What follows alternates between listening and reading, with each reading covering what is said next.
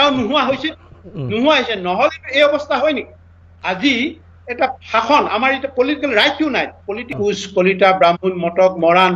তিৱা বা কছাৰী বড়ো এই সংঘাতবিলাক এইবিলাক ভেদাভেদটো থাকিব ইয়াৰ পৰা পৰিত্ৰাণ পাবলৈ হলে আমি কিন্তু এইটো ভাবিবলৈ হ'ল যেনেকে পঞ্জাবীয়ে এটা সময়ত সকলো সিং লিখিবলৈ বাধ্য হৈছিলে ভাত পানী খালে নাই আজি এটা শাসন আমাৰ এটা পলিটিক্যাল ৰাইটটো নাই পলিটিক্যাল যদি ৰাইটটো পালোহেঁতেন আমিয়ে মালো যেনে আমিয়ে যদি আমি আমাৰ মাটিৰ হতাকতা আমিয়ে যি কৰিবলৈ মন যায় তাক কৰিব পাৰিলোহেঁতেন যেনেকৈ মালয়েছিয়া যেনে আজি মিডিল ইষ্টৰ নিজৰ এটা পলিটিক্যাল ৰাইট আছে স্বাধীন দেশ হৈ সিহঁতি সেইকাৰণে বাংলাদেশৰ পৰা ইণ্ডিয়াৰ পৰা পাকিস্তানৰ পৰা ইণ্ডোনেছিয়াৰ পৰা বা ফিলিপাইনৰ পৰা হাজাৰ হাজাৰ কৰ্মী লৈ গৈছে ইভেন চাইনাৰ পৰা লৈ গৈছে হাজাৰ হাজাৰ কৰ্মী সিহঁত আজি চব দিশে নদন বদন হৈ আছে মানুহ কিন্তু এলেহুৱা মালে জাতিৰ নিচিনা এলেহুৱা জাতি পৃথিৱীত নাই সেইটো আপুনি জানে নে আমি জানো এইবিলাক আমি কিন্তু শাসন কৰিব লাগিব আমি শাসন কৰিব লাগিব মটক মৰাণ বড়ো কছাৰী আহোম বা এইবিলাকক আমি যুঁজাব লাগিব মানে বেয়া লাগিলে ইমান মই সন্মান দিওঁ মানুহ ইমান মানে ভক্তি শ্ৰদ্ধা সকলোৱে মই উজাৰি দিওঁ মানে এনেকুৱা অসমৰ মানুহ তেখেত নাই স্বৰ্গৰ আমি এনেকুৱা এটা কথা ক'লে কথা মই মানে সেইদিনা কিন্তু এনেকুৱা এটা মোৰ মনত সোমাই গৈছে যে অসমখন এনেকুৱাই নেকি শিক্ষিত মানুহ চাওঁ ইমান শিক্ষিত পৃথিৱীৰ দেখিলে পৃথিৱীৰ ব্যাগুম ভাল ভাল চাকৰি কৰি অহা মানুহ এনেকুৱা মানুহবিলাকে যে এই কথাবিলাক আজিও পুহি থৈছে উচ্চ নিশ্চয় তেতিয়া কিন্তু মোৰ মনত বৰ বেয়া ধৰণে ষ্ট্ৰাইক কৰিলে কিন্তু দেই এই আমাৰ সমাজ কিয় পৰিৱৰ্তন হ'ব আহি মই এতিয়া আপুনি ক'ব আমাৰ জীয়াই আছে এই কথাটো আহি মই প্ৰথম কৈছো আমাৰ চেতিয়া মাহক কৈছো মানুহ এনেকুৱা কৰে কিয় এনেকুৱা ধৰণৰ কথাবিলাক কয় কিয় এনেকুৱা ধৰণৰ সমাজখনটো এনেকুৱা হৈ গ'ল মানুহবিলাকৰ চিন্তা চৰ্চা জাত পাত তেতিয়া কিন্তু মোৰ এই যে জাত পাতটো মোৰ যে এইবিলাক খুব মোৰ ঘৃণা এটা জন্ম এতিয়াও মই সেইটোত মই বিশ্বাস নকৰোঁ জাত পাতত যে সেইটো মই কৰা নাই নিশ্চয় কোনো বিশ্বাস কৰিব নালাগে কিন্তু বৰুৱা ডাঙৰীয়া মই মোৰ সময় বহুত বেছি নাই মই শেষত আৰু কিছু প্ৰশ্ন কৰিম যে বাংলাদেশৰ শেহতীয়া ৰাজনৈতিক পৰিৱৰ্তন হোৱাৰ পিছত আপোনালোকৰ স্থিতি কি হ'ব আপোনালোক যথেষ্ট উৎসাহী হৈ পৰিছে নেকি আমি ইয়াক উৎসাহিত কৰোঁ আমি আগেই কৈছোঁতো আমি ইম্পালচিভ নেচাৰ নহয় আমি প্ৰেক্টিকেলি আৰু মানে সকলো বস্তু আমাৰ বিষয়বিলাক যিটো আমাৰ নীতি আদৰ্শ লক্ষ্য উদ্দেশ্য এটা বিশেষ আমাৰ পলিটিকেল ফিলচফি আছে আৰু ইয়াৰ ওপৰত ভিত্তি কৰি আমি সকলো ইম্পেৰিকেলি আমি ইয়াক বিশ্লেষণ কৰোঁ কি কৰিম কি নকৰিম সময় ক'ত কেনেকৈ মানে সৎ ব্যৱহাৰ কৰিম আমাৰ কিন্তু সদায় 24 hours মানে এইটো অন হৈ থাকে আমাৰ মন মগজত ধন্যবাদ বৰুৱা ডাঙৰীয়া যোৱা 15 আগষ্টত ৰাজ্যজুৰি বোমা সংস্থাপন কৰা হৈছিল আলফাৰ ফালৰ পৰা যাক লৈ যথেষ্ট বিতৰ্কৰ সূচনা হৈছিল অসমৰ মুখ্যমন্ত্ৰী ডক্টৰ হিমন্ত বিশ্ব শৰ্মাই কৈছে যিটো সময়ত ৰাজ্যত টাটাকে আৰম্ভ কৰি বিভিন্ন সংগঠনে বিনিয়োগ কৰিবলৈ আগবাঢ়ি আহিছে তেনে অৱস্থাত এনে কাম মুঠেই ভাল নহয় অসমৰ বাবে মুঠেই ভাল নহয় আৰু আপোনাক এই ক্ষেত্ৰত বিনম্ৰ অনুৰোধ জনাইছিল আপুনি এই ক্ষেত্ৰত কি ক'ব বিচাৰে আপুনি যিটো প্ৰশ্ন কৰিছে মই আগতেও কিছু বিশেষকৈ প্ৰিণ্ট ইলেক্ট্ৰনিক মিডিয়া কেইটামান চেনেলত মই ইয়াৰ উত্তৰটো দি গৈছোঁ যদি আকৌ আজি আপুনি সুধিছে আৰু সেইকাৰণে মই প্ৰশ্নটো দিবলৈ ওলাইছোঁ প্ৰথম কথাটো হৈছে হিমন্ত বিশ্ব ডাঙৰীয়াই যি ধৰণে কৈছে বিশেষকৈ টাটা কোম্পানীৰ দ্বাৰা অসমত ছেমি কণ্ডাক্টৰ প্ৰজেক্টটো স্থাপন কৰিবলৈ লৈছে বা ইয়াত যুঁজাৰ চলাই আছে মই আকৌ ক'বলৈ ওলাইছোঁ যে আমি যি 15 আগষ্টত আমাৰ সামৰিক কাৰ্যসূচী গ্ৰহণ কৰিছিলোঁ ইয়াত ৰূপায়ণ সফল হওক বা নহওক তাৰ যি প্ৰতিক্ৰিয়া প্ৰকাশ কৰিছে বা অসমৰ বিশেষকৈ অসমৰ মুখ্যমন্ত্ৰীগৰাকীয়ে আৰু সেই ক্ষেত্ৰত আমাৰ ফালৰ পৰা আমাৰ উত্তৰটো এনেধৰণে দিবলৈ বিচাৰিছোঁ যে আমাৰ এই যি সামৰিক কাৰ্যসূচী এই কাৰ্যসূচীৰ কাৰণে যে টাটা কোম্পানী যি এটা বিশেষকৈ বিশাল ছেমি কণ্ডাক্টৰ প্ৰজেক্ট স্থাপন কৰিবলৈ ওলাই গৈছে বা চলাইছে এইটো কেতিয়াও ষ্টেপ বেক নহয় বা ইয়াৰ এইটো কেতিয়াও যে পৰিসমাপ্তি ঘটিব বা ইয়াতে নকৰাকে নাথাকে এইটো আমি দি ক'ব পাৰোঁ আপুনি নদী ক'ব বিচাৰিছে কিয়নো যদি এনেধৰণৰ ঘটনা সংঘটিত হৈ থাকে তেনেহ'লে বিভিন্ন প্ৰতিষ্ঠানে অসমত বিনিয়োগ কৰিবলৈ আহিবলৈ ভয় কৰিব আগতে যি পৰিৱেশ আছিল এটা সময়ত আপোনালোকৰ বোমা বিস্ফোৰণ বা বিভিন্ন ঘটনাৰ কাৰণে বহুতে ভয় খাইছিল কিন্তু এতিয়া পৰিৱেশ স্বাভাৱিক হৈছে চৰকাৰৰ ফালৰ পৰা আপোনাক আলোচনালৈ আমন্ত্ৰণ জনাই আছে এনে অৱস্থাত এনেধৰণৰ বোমা সংস্থাপন বা ঘটনাই এই প্ৰতিষ্ঠানবিলাকৰ ভীতিগ্ৰস্ত হৈ নপৰিবনে? নহয়, বিষয়টো আপোনালোকে এই ধৰণে চাব লাগিব যাতে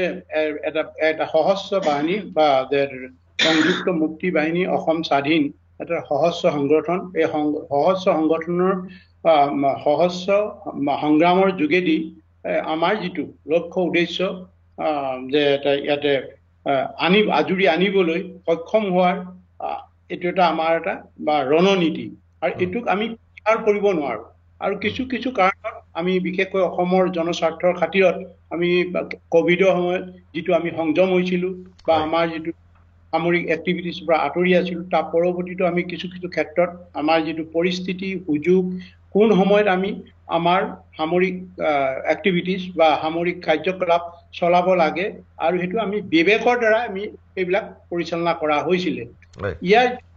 15 আগষ্টটো কৈছে, 15 আগষ্টটো এতিয়া 40-45টা বছৰ যিদিনাখনিৰ পৰা সংযুক্ত মুক্তি বাহিনী অসম আছিলে, সেই দিনটোৰ পৰাই যে আমাৰ এই যে তথাকথিত ভাৰতীয় বিশেষকৈ স্বাধীনতা দিৱস আৰু গণতন্ত্ৰ দিৱস, এই দুটা যে বিতৰ্কিত দিৱস আৰু ভাৰতীয় উপনিবেশ শাসক গোষ্ঠীয়ে যে অসমত যি ধৰণে আমাৰ যিটো অতীতক পহৰাবৰ কাৰণে অতীতৰ যিটো আমাৰ স্বাধীন যেতিয়া জাতিক যে পহৰাবৰ কাৰণে এই ধৰণৰ এই দুটা দিৱস ইহঁতি খুব উলহ মালহে ইয়াত উদযাপন কৰিবলৈ ধৰে আৰু বিভিন্ন প্ৰকাৰে মানুহক প্ৰলোভিত কৰি আহিছে। আৰু এই দুটা দিৱসত পাতিবলৈ আমি প্ৰতিবাদ কৰি আহিছো, সহস্ৰ হওক বা গণতান্ত্ৰিক প্ৰক্ৰিয়া আমি ইয়াক প্ৰতিবাদ কৰি আহিছো। এই যোৱা 15 আগষ্টৰ যিটো আমাৰ সামৰিক অভিযান আছিলে সিও তাৰে এটা অংশ বুলি আমি দাবী কৰো, আৰু ভৱিষ্যতেও হয়তো যেতিয়া 26 জানুৱাৰী আমাৰ যিকোনো গণতান্ত্ৰিক প্ৰক্ৰিয়া হওক বা সামৰিক প্ৰক্ৰিয়াই হওক আমি ইয়াৰ প্ৰতিবাদ জনাম। আমি ইয়াৰ পৰা বৰুৱা ডাঙৰীয়া, শেহতীয়াভাৱে ৰাজ্যখনত হিন্দু মুছলমানৰ সাংঘাতিক ৰাজনীতি হৈছে। বাৰে বাৰে বিৰোধীয়ে অভিযোগ কৰিছে যে শাসনাধিষ্ঠ দলে হিন্দু মুছলমানৰ ৰাজনীতি কৰিছে। এনে ৰাজনীতি আপুনি যেতিয়া অসমত আছিল, আলফা যেতিয়া আপোনালোকে গঠন কৰিছিল, সেই ৰাজনীতি বোধহয় অসমত নাছিল। সেই সময়ত শংকৰ মাধৱ আজানৰ কথা কোৱা হৈছিল, এতিয়া শংকৰ মাধৱৰ কোৱা হয়, আজান ফকীৰৰ কথা কোৱা নহয়। এনে পৰিৱেশ পৰিস্থিতিৰ ওপৰত আপোনাৰ ভাষ্য কি? চব ৰাজনীতিৰ নেতাসকলে কি ধৰণৰ ৰাজনীতি কৰিব লাগে, মূল্যবোধৰ ৰাজনীতি কৰিব লাগে না ধাৰ্মিক উগ্ৰ ধৰ্মান্ধ হৈ ৰাজনীতি কৰিব লাগে, সেইটো ৰাজনীতিৰ নেতাসকলৰ দায়িত্ব। আমি নীতিগান বিচৰা নাই, কিন্তু আমি এটা কথা ক'বলৈ বিচাৰো যে আপুনি যদি ধৰ্মৰ যোগেদি ৰাজনীতি কৰিবলৈ, মানুহক যদি ধৰ্মান্ধ কৰিবলৈ বিচাৰে, তেতিয়া কিন্তু জাতিৰ পিতাকো পাহৰি যাব। বা এটা আজি যিটো ঘটনা হিন্দু মুছলমান মানে হ'বলৈ ধৰিছে বা সংঘাতৰ ফালে যাবলৈ ধৰিছে, আমিতো তাক প্ৰতিবাদ প্ৰথম দিনাখনৰ পৰা কৰিছো, আজিও কৰিছো। আৰু ইয়াৰ যদি আপুনি পটভূমি চাই, আপুনি যদি উগ্ৰ ধৰ্মান্ধৰ যদি বাটটো আপোনাৰ ফিলচফি সেইটো ল'বলৈ বিচাৰে, তেতিয়া ধৰক এই সাধাৰণ এটা চিম্পুল উদাহৰণটো এই ধৰণে মই সমীকৰণ কৰিবলৈ বিচাৰিছো। কাইলৈ হিন্দু মুছলিম সংঘাত হয় অসমত, ইয়াতেতো বহু মানুহ ভাল ইয়াত গুণী জ্ঞানী মানুহো জীৱন দিব লাগিব, নিৰীহ মানুহ জীৱন দিব লাগিব। ইয়াৰ উদাহৰণটো আপুনি পাইছে যে আজি হিন্দু মুছলিম যিটো সংঘাত হবলৈ ধৰিছে, আৰু এই উগ্ৰ ধৰ্মান্ধ হৈ ৰাজনীতি কৰিলে ইয়াৰ পৰিণামটো কি হয়? আমি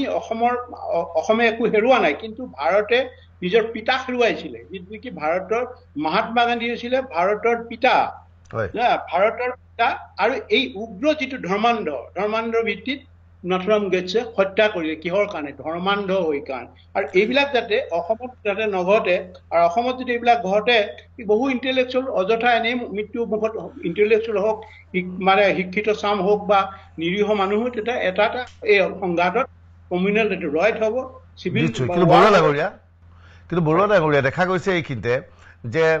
ৰাজ্যখনত মুছলমানৰ আগ্ৰাসন হৈছে বুলি বাৰে বাৰে কোৱা হৈছে। আমাৰ হাতৰ পৰা ধুবুৰী গুচি গৈছে, আমাৰ হাতৰ পৰা বৰপেটা গুচি গৈছে, আৰু মুছলিমৰ আগ্ৰাসনৰ ফলত ৰাজ্যখনৰ অসমীয়া বা হিন্দু বিপদত পৰিব বুলি কোৱা হৈছে, যাৰ বাবে মুখ্যমন্ত্ৰী ডক্টৰ হিমন্ত বিশ্ব শৰ্মাই বাৰে বাৰে কয় যে আমি এতিয়া ইয়াক প্ৰতিহত কৰিব নোৱাৰিলে ভৱিষ্যতে সমগ্ৰ অসমখন মুছলমানে দখল কৰিব। আপোনাৰ ভাষ্য কি?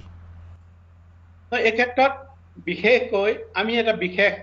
নীতিৰ দ্বাৰা আমি মানে পৰিচালিত হৈ আছো, যে আমি যি ধৰণে এই যে হিন্দু মুছলিম যি শব্দটো ওলাইছে, এই হিন্দু মুছলিম সৃষ্টি কোনে কৰে? সৃষ্টিকাৰক কোন? ভাৰতৰ ভাৰতীয় ৰাজনীতিৰ লগত যিসকল জড়িত আছে, যিসকল দল আছে, সেইসকলৰ মাজতে এইবিলাক মানে ক্লিক কৰে, এইবিলাক প্ৰক্ষেপ কৰি সাধাৰণ জনগণে মানে ইয়াক কি কয়, কিছুমান অবুধ জনক যিবিলাক নেকি, যিটো এটা শব্দ ইংলিছ শব্দ এটা মই ক'বলৈ বিচাৰো,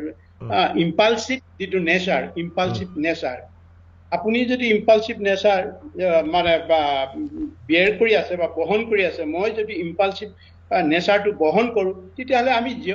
সহকে বিহকে কোনো এটা বিশ্লেষণ নকৰি আমি তাত পতিত হ'ম। আবেগ প্ৰৱণ হৈ, উগ্ৰ হৈ আমি এইবিলাক কাৰ কাৰণে কৈছে, কোনে কি কৰিছে, এইবিলাক হয়তো নজনাকৈ আমি তাত পতিত হ'ম। আৰু সেইকাৰণে প্ৰথম দিনাখনৰ পৰা কৈছো, আমি বিশেষকৈ সংযুক্ত মুক্তি বাহিনী অসম স্বাধীন, আমি নীতি, আমাৰ এটা স্পষ্ট নীতি আছে, আদৰ্শ আছে, বিশেষকৈ পলিটিকেল ফিলচফি আছে। আমি কিয় হিন্দু মুছলিমৰ লগত আমি মানে এই বিষয়টোত আমি ওতঃপ্ৰোতভাৱে জড়িত কিটা হ'ব নোৱাৰো। ইয়াৰ বিপৰীতে আমি কিন্তু এটা আমাৰ নীতিগতভাৱে আমাৰ লক্ষ্য উদ্দেশ্য কি, আমি কি বিচাৰিছো, কি হ'ব লাগে, এই অসম কি প্ৰকাৰে গ'লে হিন্দু মুছলমান হৈ গ'লে অসম সুৰক্ষিত হ'ব না, ইয়াৰ বিপৰীত যিটো আমাৰ যিটো নীতি আছে, আমাৰ যিটো পলিটিকেল ফিলচফি আছে, সেইটোহে আমি জনগণৰ ওচৰত দাঙি ধৰিবলৈ ওলাইছো আৰু দাঙি ধৰি থাকিমেই। আৰু সেইকাৰণেই কৈছো, এই যে হিন্দু মুছলিম অসমত যাতে এটা চিভিল ৱাৰ যাতে নহয়, চিভিল ৱাৰ হ'লে কি হ'ব, ইয়াৰ পৰিণতি কি হ'ব, আমি খন্তেকীয়া আৰু উগ্ৰ যিটো মানে ইম্পালচিভ যিটো নেচাৰ, এই নেচাৰটোলৈ আমি কেতিয়াও আমাৰ মানে যিটো প্ৰিন্সিপল আছে, আমাৰ যিটো নীতিৰ আদৰ্শ, আমাৰ যিটো লক্ষ্য উদ্দেশ্য, আমি কেতিয়াও ইয়াক কুঠাৰঘাত কৰিব নোৱাৰো। আৰু বৰুৱা ডাঙৰীয়া, শেহতীয়াভাৱে শিৱসাগৰ তথা উজনি অসমত খিলঞ্জীয় বিভিন্ন সংগঠনে তথাকথিত বাংলাদেশী বুলি কৈ একাংশ মুছলমান লোকক উজনি অসম ত্যাগ কৰিবলৈ আহ্বান জনাইছে। আৰু মুখ্যমন্ত্ৰী হিমন্ত বিশ্ব শৰ্মাই কৈছে, বৰপেটা ধুবুৰীৰ মানুহখিনিক আমি কোনো ক্ষেত্ৰত উজনিত সংস্থাপিত হ'বলৈ নিদিওঁ। আপুনি কি কয় এই সংক্ৰান্তত? নাই, এইটো মই সেইকাৰণে কৈছো, ৰাজনীতি যিসকল প্ৰকৃত ৰাজনৈতিক নেতা মানে বাহিৰত গৈ কেৱল মাত্ৰ নিজৰ দলৰ স্বাৰ্থত বা এটা বিশেষ মানে কি কয় ধৰ্মৰ ওপৰত ভিত্তি কৰি এই ধৰণৰ যদি প্ৰক্ষেপ কৰে, আৰু এই প্ৰক্ষেপত যিবিলাক বিশেষকৈ বা ডিস্কোৰ্চ হয় বিভিন্ন ধৰণৰ বিভিন্ন সময়ত ডিস্কোৰ্চবিলাক এই যিবিলাকে ঢুকি নাপায়, আৰু মই এতিয়া যিবিলাক জাতীয় দল সংগঠন আছে, তেখেতসকলৰ এটা ঘোষিত মানে নীতি আছে নে নাই, এটা ইহঁতৰ পলিটিকেল ফিলচফি আছে নে নাই, কেৱল মাত্ৰ ইছ্যু পলিটিকেল যদি মানে আপোনাৰ ফিলচফি নাথাকে, আপোনাৰ যদি এইম এণ্ড অবজেক্ট নাথাকে, আপোনাৰ যদি প্ৰিন্সিপল নাথাকে, আপুনি আবেগত যিটো মই কৈছো ইম্পালচিভ যিটো নেচাৰ থাকে, আপুনি জঁপিয়াই পৰিব। ইম্পালচিভ যদি নেচাৰ থাকে, আপুনি শুদ্ধ না অশুদ্ধ আপুনি গম নাপায়। যেতিয়া ৰিজাল্ট ওলাব, ৰিজাল্ট ওলোৱাৰ পিছত দেখিব এইটো ভয়ংকৰ ৰিজাল্টটো যিটো ভাবিছিলো এইটো বিপৰীতে গ'ল। সিহঁতে দূৰদৰ্শী নোহোৱাৰ কাৰণে এই মানে যিবিলাক ইম্পালচিভ এইটো বা ডিস্কোৰ্চ বিলাক আহি যায়, বিকজ ইম্পালচিভ ডিস্কোৰ্চ বিলাক কোন মানুহে এৰি দিয়ে, জানি শুনি উৰি। এইটো এটা কৌশলগতভাৱে ৰাজনৈতিক নেতাসকলে আমাৰ জনগণলৈ মেলি দিয়ে। আৰু কোনখিনি আপুনি কৈছে 30টা জনগোষ্ঠী বা আছে, সিহঁতৰ কি নীতি আছে সেইটো আমি জানিব লাগিব। এইটো নীতি আদৰ্শ আছে, অকল ইছ্যুৰ ভিত্তিত নহয়তো। এটা আমি বিপ্লৱত বিশ্বাস কৰো। আমি বিপ্লৱত মানুহে কোনো এটা উত্তেজিত হৈ ইম্পালচিভ ডিস্কোৰ্চৰ ওপৰত ভিত্তি কৰি আমি তাত জঁপিয়াই নপৰোতো, আমি জঁপিয়াই পৰিব নোৱাৰো। যিহেতু আমাৰ নীতি আদৰ্শ আছে, আমাৰ লক্ষ্য উদ্দেশ্য আছে, আমাৰ এটা পলিটিকেল ফিলচফি আছে, আমি কেনেকৈ জঁপিয়াই পৰিম? আপুনি খপকৈ সুধিছে এতিয়া এনেকুৱা কৰিছে এনেকুৱা নহয়, আমি জানো এইটো ভাৰতীয় ৰাজনীতি। আৰু ভাৰতীয় ৰাজনীতি 80 দশকৰ আগতে এই যিটো ইম্পালচিভ মানে বা নেচাৰৰ ৰাজনীতি কৰা আমি দেখা নাছিলো। আৰু ইম্পালচিভটো যিটো মানে কনভেনচনেল হিচাপে আছিলে, এতিয়া হৈছে ইম্পালচিভটো কনভেনচন হৈ গৈছে, কনভেনচন হেৰি হলে এটা যুদ্ধলৈ পৰিণত কৰি দিছে। কিন্তু বৰুৱা ডাঙৰীয়া 80 দশকৰ কথা কৈছে, 80 দশকত উজনি অসমত এইদৰে মুছলমান লোকৰ সংস্থাপন হোৱা নাছিল, বিভিন্ন ক্ষেত্ৰত কাম কৰা নাছিল, সন্দেহজনক লোকৰ আগমন ঘটা নাছিল। কিন্তু এতিয়া পৰিৱেশ পৰিস্থিতি 80 দশকতকৈ সলনি হ'ল। সেয়েহে পৰিৱেশ পৰিস্থিতি এটা সলনি হৈছে, সংগঠনবিলাকৰ ধাৰণাবোৰ সলনি হৈছে নেকি? নহয়, এইটোতো আপুনি নিশ্চয় জানিব। 80 দশকত আমিতো শ্ৰম দিছিলো, আমি হাল বাইছিলো, খেতি কৰিছিলো, নিজে শাক পাচলি বজাৰলৈ নিছিলো। আজি কেইজন নেতা আমি শাক পাচলি খেতি কৰিছিলো, হাল বাইছিলো, লগতে ফুটবলো খেলিছিলো, ফুটবল খেলি এটা ভাল অৱস্থান আহিছিলো। আজি নেতাবিলাকক আমি খুব কম দেখিছো এইবিলাকত। তেনেকৈ এটা মাল্টিপুল এটা ভিজন লৈ যে শ্ৰম দিব পৰা, শ্ৰমৰ লগতে শিক্ষাৰ লগত, খেলাৰ লগত তেনেকুৱা ধৰণৰ বা এক্টিভিটিছো আমি দেখা নাই। আৰু নেদেখাৰ কাৰণে এই ঘৰতে আজি মানে কাম কৰিবৰ কাৰণে, শস্য ফলন ঘটাবৰ কাৰণে, বিভিন্ন কামত যে অৰ্থনৈতিকভাৱে টনকিয়াল কৰিবৰ কাৰণে তেনেকুৱা এটা পৰিৱেশ সৃষ্টি কৰিব পৰা নাই। সৃষ্টি কৰিব পৰা নাই অকল যুৱচামকে আমি ভুল বুলি ভাবিলে নহব। যুৱচামৰ লগতেও আমাৰ যিটো ৰাজনৈতিক পৰিকাঠামো আছে, ৰাজনৈতিক বাতাবৰণ আছে, এই বাতাবৰণক কিন্তু দূষিত কৰিছে, উৎসাহিত কৰা নাই। তাৰ ফলশ্ৰুতিতে আজি কৰ্ম বিমুখ হৈছে। কৰ্ম বিমুখ হোৱাৰ কাৰণে এখিনি মানুহক লাগে, এই কৰ্মটো লাগে। ই হায়াৰ কৰিব পাৰে, হায়াৰ কৰিব পাৰে, আমদানি কৰিব পাৰে। এই কৰ্মশক্তিটো আমদানি কৰি ইহঁতে অৰ্থনৈতিকভাৱে টনকিয়াল হ'ব পৰা কিছুমান কণ্ডিশ্যন থাকে। সেই কণ্ডিশ্যন বিলাক আপুনি এৰাই যাব নোৱাৰিব যদিহে আপুনি তেনেকুৱা পৰিস্থিতিৰ সন্মুখীন হয়। ঠিক উজনি অসমৰ কথাটো তেনেকুৱা হৈছে। খেতি বাৰী আছে, খেতি কৰিবলৈ অজস্ৰ উৰ্বৰা মাটি আছে, কিন্তু শ্ৰম শক্তিটো নাই। সেইকাৰণে ইহঁতি যিসকলৰ শ্ৰম শক্তি আছে আমদানি কৰিছে মানে বিভিন্ন চৰ অঞ্চলৰ পৰা, যাৰ নেকি ইহঁতে খেতি বাতি নিজৰ কম আছে খেতি বাতি, আৰু বিশেষকৈ 12 মাহেতো কেতিয়াবা বানপানীৰ লগত সন্মুখীন হয়। সেই মানুহে জীৱন নিবিঘাৰ কাৰণে আহি আমাৰ ইফালে কাম কৰে বুলি আমি ভাবো বা ভাবি না, এইটো সত্য ঘটনা। আপুনি নিজেই কৈছে, আপোনালোক যেতিয়া যুৱক হৈ আছিল, ফুটবল খেলিছিল, শ্ৰম কৰিছিল, খেতি পথাৰত কাম কৰিছিল, শস্য ৰুইছিল। আজিকালি অসমীয়াই সেই কাম নকৰে। এটা সংগঠনৰ মুৰব্বী হিচাপে বিশেষকৈ উজনি অসমৰ অসমীয়া যুৱক যুৱতীসকলক এই ক্ষেত্ৰত আপুনি কি আহ্বান জনায়? মই বহুবাৰ আহ্বান জনাইছো তেখেতসকলক, মানে আমাৰ যিসকল উঠি অহা যুৱক চাম, কৰ্ম অবিহনে এটা জাতি আন্দোলন কৰি অকল জাতি মানে কেতিয়াও জীয়াই থাকিব নোৱাৰে। তাৰ উদাহৰণস্বৰূপে আমি কৈছো, আমি অকল সংগ্ৰাম কৰিলেই, অকল চিঞৰি থাকিলে, আমি যুদ্ধ কৰিলে, আমি তাৰ লগে লগে খেতি কৰিছো। আমাৰ গোটেই শিবিৰবিলাকত খেতি কৰিছো, ধান খেতি কৰিছো, ৰবি শস্য কৰিছো, গোটেই একেবাৰে ফল মূলৰ বাদেই, আৰু মানে শাক পাচলি সদায় 12 মাহে উভৈনদী হৈছে। আমি এইটো এটা ভাবি থাকিও যাতে নিদৰ্শন দেখাব পাৰিছো বা ক'বলৈ, সেইকাৰণে আমি মানে হেৰি নহয়, আমি এটা সম্পূৰ্ণভাৱে প্ৰেক্টিকেল হৈ আমি কৰিছো কথাবিলাক।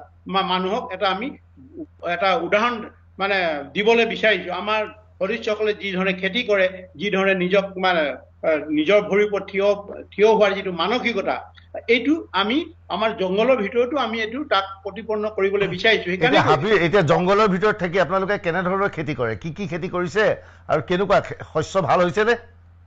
আমাৰ আপুনিও দেখিছে, কেইবাবাৰো আমি হেৰিবিলাকত আমাৰ যিবিলাক ভিজুৱেল প্ৰেৰণ কৰো আপোনালোকৰ মাধ্যমে, তাতো দেখিছে আপুনি সব ধৰণে খেতি কৰো। আমি সব ধৰণে খেতি আমাৰ মানে সদস্যসকলে কৰে আৰু জানে, আৰু খুব আধুনিক মানৰ আৰু সুন্দৰকে ইয়াৰ ফলন হয়। এইটো সত্য ঘটনা। আৰু সেইকাৰণে সত্যটো আপোনালোকো দেখিছে, আৰু এইকাৰণেই কৈছো, আমাৰ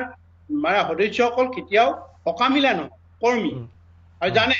এই সংস্কৃতিটো যদি অসমৰ ঘৰে ঘৰে থাকিলেহেঁতেন আজি এই অৱস্থা কেতিয়াও নহয়। আৰু বাহিৰৰ পৰা আহি এতিয়াতো খেতি পেলাই থব নোৱাৰে, খেতি কৰিবই লাগিব। সেইকাৰণে উঠি অহা চামক কৈছো, কৰ্ম সংস্কৃতি যে এৰিলে সোণৰ অসম হলেও লাভ নাই। আৰু এই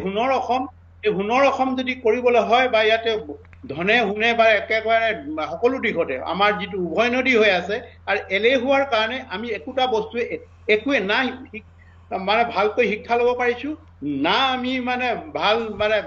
কৃষি কৰ্ম কৰিব পাৰিছো না, আমি ভাল মানে শিল্প কলাৰ ওপৰত আমি যদি ভাল ধৰণে চলাই নিব পাৰিছো না, আমি ব্যৱসায় কৰিব পাৰিছো। কোনোটোতেই না। এটা অসমীয়াত এটা কয় না, নাইপুৰ মুখে নাইপুৰ লনি নাইপুৰ ধনী, নাইপুৰ আৰু কিবা কিবি বহুত আপুনি লগাব পাৰে, এটাও নোহোৱা হৈছে। নহলে এই অৱস্থা হয় নেকি? আজি এটা শাসন, আমাৰ এতিয়া পলিটিকেল ৰাইটটো নাই। পলিটিকেল যদি ৰাইটটো পালোহেঁতেন, আমিয়ে যদি আমাৰ মাটিৰ হৰ্তাকৰ্তা আমিয়ে যি কৰিবলৈ মন যায় তাক কৰিব পাৰিলোহেঁতেন।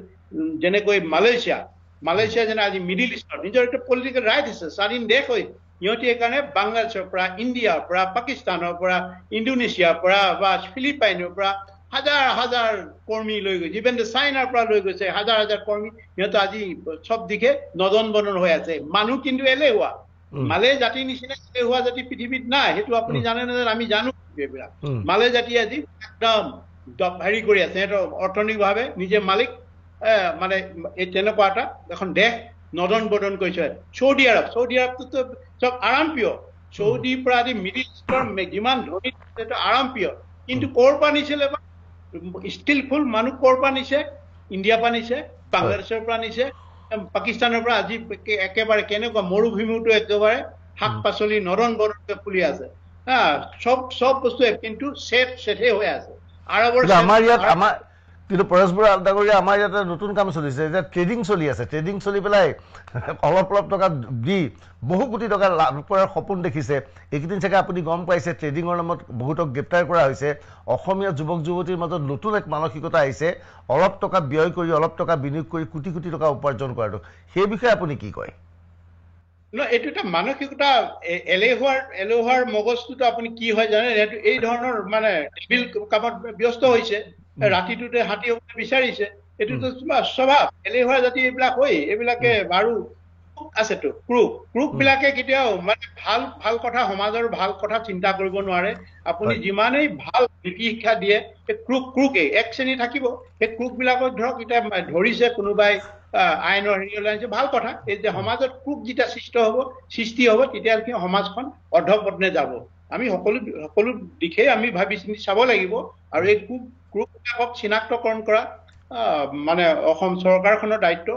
আমাৰ সচেতন নাগৰিকৰ দায়িত্ব। সি ৰাতিটোতে কেনেকৈ হাতী হ'ল এই কথাটো আহি পৰে না। আজিকালি আৰু ইমান সহজ কথা নহয়তো। যি ধৰণে মানে সিহঁতে টকাৰ পাহাৰ ঘটিছে বা যি ধৰণে লাভ বিলাক কৰি দেখাইছে, সেইটোতো স্পষ্ট। তাৰ বহু আগতেইতো সিহঁতক ধৰিব লাগিছে। আৰু আছে, বহুত আছে। আৰু এই শাসন ব্যৱস্থাটো যদি ভাল হয়, অৱশ্যেই এইবিলাক অপকৰ্মবিলাক বা দূৰ হ'ব। যদি শাসন ব্যৱস্থাটো এইবিলাক থাকে, শাসন ব্যৱস্থাটো ইয়াক মানে অনুপ্ৰেৰণা যোগোৱা কিছুমান শাসন ব্যৱস্থাটো ক্ৰুক বিলাক থাকে। এই ক্ৰুক আৰু চিভিলিয়ান ক্ৰুক আৰু মানে প্ৰশাসনিক ক্ৰুক দুইবিধে যদি এক লগ হৈ যায়, তেতিয়াহ'লে কিন্তু ধৰিবলৈ টান হ'ব। বুঢ়াদলৈ আমি হিন্দু মুছলমানৰ কথা পাতিছিলোঁ। আপুনি দীৰ্ঘ সময় ধৰি এটা সংগঠনৰ নেতৃত্বত আছে, আপুনি বিভিন্ন শ্ৰেণীৰ মানুহ পাইছে। কিন্তু আমি দেখিছোঁ হিন্দু মুছলমানৰ ৰাজনীতিৰ লগে লগে এইখন অসমত হিন্দুৰ মাজতো আকৌ জাত পাতৰ ৰাজনীতি চলে। কলিতা, আহোম, মৰাণ, মটক, বিভিন্ন জনৰ মাজত যে সংঘাত আছে, এই সংঘাতটো আপুনি বাস্তৱিকতে কেতিয়াবা দেখা পাইছেনে? মই একেবাৰে লৰালিৰ পৰা পাই আছো, লৰালিৰ পৰা ভাবিছো পাই আহিছো। আজি পৰ্যন্ত যিবিলাক দেখি আহিছো, সেইকাৰণেতো আমি ইমান মৰমৰ একেবাৰে জন্মৰ পৰা যিটো আমি যেতিয়া ক খ বা এইফালে লিখিবলৈ শিকিলো, নিজৰ মানে উপাধিটো লিখিবলৈ শিকিছিলো, আমি লিখিছিলো বা অন্য কোনোবাই গগৈ লিখিছিলে, আমি সকলোৱে মিলি এটা দিশত যে উপনীত হৈছিলো, আমি সকলোৱে অসম উপাধিটো ল'ব লাগিব। ইয়াৰ এটা তাৎপৰ্যপূৰ্ণ আছে। প্ৰথমে কৈছিলে এইবাৰ এজন আমাৰ অসমৰ বা খ্যাতনামা বুদ্ধিজীৱীয়ে কৈছিলে, তেখেতক আমি সকলোৱে সন্মান কৰো। তেখেতেতো ইটিকিং কৰিছিলে, এইবাৰ সংযুক্ত মুক্তি বাহিনী অসম স্বাধীনে উপাধিও মানে বা সলনি কৰিলে। তেনেকুৱা ধৰণৰ আমাক প্ৰমোট কৰাৰ বা কি কয় এইটো তুচ্ছ তাচ্ছল্য কৰা এইটো আমি পৰিলক্ষিত হৈছিলে। কিন্তু আমি তাৰ কোনো ধৰণৰ প্ৰতিবাদ মানুহে এদিন বুজিব। যিটো আমি আগতে বহু এটা চেনেলৰ মই কিন্তু এইটো যিটো নেকি আমাৰ মাজত অসমৰ সমাজ ব্যৱস্থাত যিটো চতু বৰ্ণ থাকিব নালাগে, তেতিয়াহ'লে চতু বৰ্ণ যি থাকে আমাৰ মাজত সদায় এইবিলাক কোচ, কলিতা, ব্ৰাহ্মণ, মটক, মৰাণ, তিৱা বা কছাৰী, বড়ো, এই সংঘাত বিলাক এইবিলাক ভেদাভেদটো থাকিব। ইয়াৰ পৰা পৰিত্ৰাণ পাবলৈ হলে আমি কিন্তু এইটো ভাবিবলৈ হ'ল। যেনেকে পঞ্জাৱীয়ে এটা সময়ত সকলো সিং লিখিবলৈ বাধ্য হৈছিলে। কি কাৰণে গম পাইছিলে সিং টাইটেলটো কিয় ল'ব লগা হৈছিলে পঞ্জাৱী। এতিয়া আকৌ নতুনকে বিভিন্ন ধৰণৰ আলৌলীয়া কিবা উলিয়া এইবিলাক বিভিন্ন ধৰণৰ পঞ্জাৱৰ মাজত পঞ্জাৱীৰ মাজতো বিভেদ আহি গৈছে। আগতে কিন্তু নাছিলে। যিটো মানে টানটো আহিছিলে, চবে সিং উপাধিটো লোৱাৰ পিছত এটা শক্তিশালী জাতি ৰূপে প্ৰতিষ্ঠিত হ'ল। প্ৰতিষ্ঠিত হোৱাৰ পিছত আকৌ যেতিয়া এই যে পুৰণা সেইটোকে ৰিভোক কৰিছে, আমাৰতো এতিয়া বেছি আৰম্ভ হৈছে। মই আগেই মানে আপুনি জানে নেজানে, আমাৰ এটা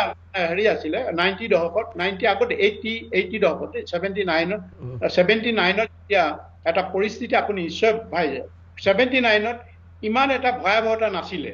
ইমান ভয়াৱহতা চিন্তা কৰিব পৰা নাছিলো। প্ৰথম এতিয়া মই শুনিলেও অপ্ৰিয় হ'ব পাৰে,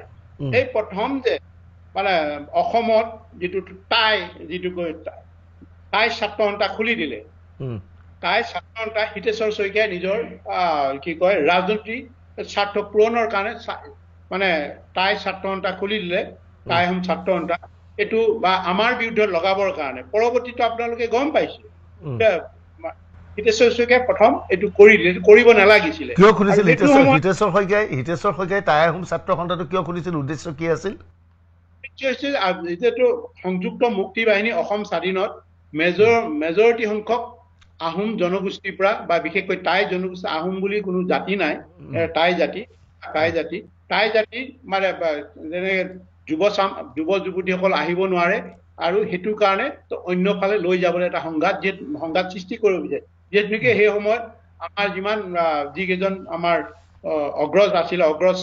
চেয়াৰমেন হিচাপে আছিলে, সভাপতি হিচাপে আপুনি একদম আৰম্ভণিৰ পৰা আপুনি চাওক প্ৰতিকেইজনটো আহোম মানে টাই সম্প্ৰদায় আছিলে, আৰু এই তাক অন্যফালে নিবৰ কাৰণে এইটো এটা প্ৰক্ৰিয়া এটা আৰম্ভ কৰি দিলে। তাৰপিছতে সেই সময়ত কিছুমান আমাৰ এটা সেই যেতিয়া টাই মানে সংগঠন খোলাৰ পিছত পুৰণি যিটো টাইটেলবিলাক, পুৰণি যিবিলাক টাইটেল আছিলে, চাও লিখা টাইটেল বা অন্যান্য টাইটেলবিলাক এটা আহোম মানে টাই সম্প্ৰদায়ৰ মাজত প্ৰতিষ্ঠিত হৈ গ'ল। দেখাক দেখি উঠিল গা বুলি কথা এটা আছে নহয়। তাৰপিছত এতিয়াতো আৰু আপুনি চাইছে, আপুনি ধৰক আগতে কোনোবাই কলিতা লিখিছিলে, কোনোবাই শৰ্মা লিখিছিলে, ভট্টাচাৰ্যৰে, সেইবিলাক চব এতিয়া কোনোবাই গাক লিখে, কিবা লিখে, এনেকুৱাবিলাকতে একদম পুৰণাৰ সেইটোৰ পৰা আহি মানে সলনি হৈছে। সেইটো হয়তো এতিয়া মানে জাষ্ট জব কৰিছো, হয়তো আপুনিও যাতে নকৰে, ভূঞাটো থাকক, ভূঞা কেনেবাকে ভূঞাৰ যদি অতীতত কিবা আছিলে সেইটো যাতে নলয়। সেইকাৰণে কৈছো এই নতুন নতুন উপাধিবিলাক সলনি কৰি সমাজত এটা বিভ্ৰান্তি সৃষ্টি কৰি আছে। আৰু এটা মই যিটো লৰালি কালটোতো তেনেকুৱা পোৱা নাছিলো, ইমান আমাৰ সংঘাতটো পোৱা নাছিলো, আমিতো ফুটবল প্লেয়াৰ আছিলো, আৰু ফুটবল স্পৰ্টছমেন স্পিৰিটটো যিটো আছে এইটো খুব ইয়াতে জাতিভেদ নাছিলে, ক্ৰীড়াৰ মাজত জাতিভেদ নাছিলে, সেইটো আমি সৰুতে পাইছিলো। আন্দোলনৰ সময়ছোৱাতে মই এটা মানে এটা পাইছিলো, বিশেষ এটা পৰিস্থিতি মই অনুভৱ কৰিছিলো। প্ৰথম অনুভৱ কৰিছিলো এইটো 85ত মই অনুভৱ কৰিছিলো। আৰু প্ৰথম মই শিৱসাগৰতো আছিলো, শিৱসাগৰত সোধে মই যেতিয়া টাইটেলবিলাক প্ৰথম সোধে, মই নাম ললো গগৈ টাইটেল ললো। তাৰপিছতে আকৌ মই গগৈ টাইটেল লৈ তেতিয়া সোধে কোন খেল, সেই খেলটো আৰু আছেনে খেল, এটা কৈ দিলে তাতে খুব ধৰণে সুন্দৰকে মানে আপ্যায়নটো কৰে। ঠিক একেই ধৰণে এবাৰ বা বিভিন্ন হেৰিয়ত গৈছিলো, কি কয় প্ৰথমতে আপুনি গগৈ উপাধি লৈছিল নেকি? গগৈ উপাধি লৈছিলো, তাৰপিছতে ললো দত্ত ললো, প্ৰফুল্ল দত্ত লৈ মাজুলীত থাকিলো। মাজুলীত থাকি মানে মোৰ বন্ধুজনে কৈছে বোলে আপুনি কাইণ্ডলি দত্ত উপাধি লওক, এতিয়া আমাৰ ঘৰত নহলে আমাৰ ঘৰ গাড়ীবিলাক হ'ব খুব গুড়া আছে, এইটো হলে অসুবিধা হয়। একো নাই, গুড়া বুলি কৈছে যে এইটো কিছুমান নীতি নিয়ম আছে মানিবলৈ, আপুনিতো নেজানে এইবিলাক, মানিব নোৱাৰে, বা ঠিক আছে এইটো যি কয় তাকেই হ'ব। মই একেবাৰে তাতে দত্ত উপাধিটো ললো, লৈ যেতিয়া পুৱা একেবাৰে উঠি লৈ আপুনি যদি বা হেৰিয়লৈ মানে কি কয় প্ৰাতঃ কৰ্মটো কৰাৰ পিছত যে গা পা ধুব লাগিব ন, বহুত প্ৰাতঃ কৰ্ম কৰিলে নকৰিলে পিছৰ কথা, নকৰিলেও আপুনি গাটো ধুবই লাগিব পুৱাই। তাৰপিছতে আৰু মই গামোচা চামোচা ওলাই দিলে, মই আৰু ইমান কি গা ধুবি আৰু অকমান জাষ্ট পানী অকমান ঢালি আৰু ওলাই আহিলো। সুধিলে খুৰীগৰাকীয়ে সুধিলে যে এই প্ৰফুল্ল তুমিচোন গাটো নিতিলাই, নিতিয়ালে যে মই তিয়ালো নহয়, এনেকে ধুলে কেনেকে শুচি হব? নহয় মই ভালকে ধুই আছো। তাৰপিছত আৰু পুতেকে ক'লে মা এনেকুৱা ক'ব নালাগে, সেইটো এটা পালো। তাৰ খোৱা বোৱাটো আৰু বা কেনেকুৱাকে এইটোতো ঠিকে আছে, সেইটো গ'ল। তাৰপিছতে আকৌ আহিলো 85ৰ মই আছিলো গোলাঘাটত। এতিয়া মানে এই যে আমাৰ 85ৰ ইলেকশ্যন হৈছিলে বোধহয়, 85 না ইলেকশ্যনত জয়ী হ'ল আৰু মই মানে মোৰে বন্ধুৰ ঘৰত প্ৰায় কেতিয়াবা গ'লে মই মোৰ এইটো চেল্টাৰ পাৰ্মানেণ্ট চেল্টাৰ কেতিয়াবা এমাহ 2 মাহ তেনেকৈ থাকো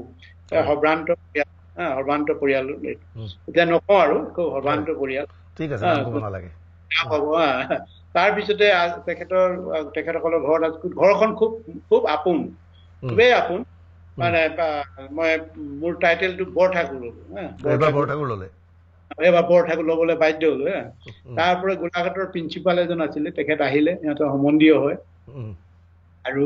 ঘৰখনো খুব সৰ্বান্ত পৰিয়ালৰ আপুনি চিনি পাবও পাৰে নিশ্চয় চিনি পাব সৰ্বান্ত পৰিয়ালৰ তাৰপিছত আহি আৰু ক'লে সুধিলে এফালে আহাচোন মোৰ বন্ধু মাতিলে এফালে আহা ওলাই আজি আমাৰতো এতিয়া বৰ সুখবৰ আছে তাৰপিছতে মই তেতিয়া বহি আছো ড্ৰয়িং ৰুমতে বহি আছো মোক সুধিলে এওঁনো কোন সুধিলে মোৰ বন্ধু সুধিলে কি হ'ল প্ৰফুল্ল বৰঠাকুৰ দত্তৰ পৰা এতিয়া প্ৰফুল্ল বৰঠাকুৰ বৰঠাকুৰ হৈ তাৰপিছতে কথা এতিয়াতো আৰু ক'লে আমাৰ মোৰ বন্ধুক ক'লে এতিয়াতো আমাৰ ভাল দিন আমাৰ 2% অনলি মানে আমাৰ মাত্ৰ 2% আছে 2% আছে এতিয়াতো ভাল পোষ্ট বিলাক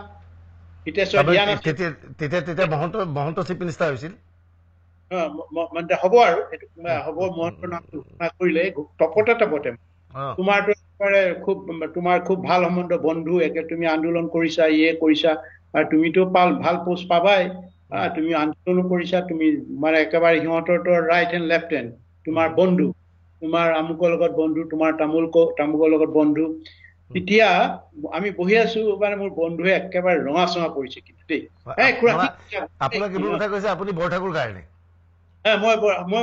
ঠিক কৈছে মই কৈছো খুৰা ঠিক কৈছে আপুনি ঠিক মোৰ নিজৰ মানে কভাৰটো যেন আৰু মানে কংক্ৰিট হয় প্ৰুফ হয় সেইটো কাৰণে মই কৈছো যে খুৰা আপুনি ঠিক কৈছে তাৰপিছত মোৰ খুব লজ্জিত হৈছে খুৰা আপুনি কি কৈছে এই কথা এইবিলাক ক'ব নহয় বোলে এইটোৱে সুযোগ বোলে ইতিহাসৰ দিনত আমাক দিয়া নাছিলে এই সুযোগ দিয়া নাছিলে আৰু এতিয়াতো সুযোগটো ল'ব লাগিব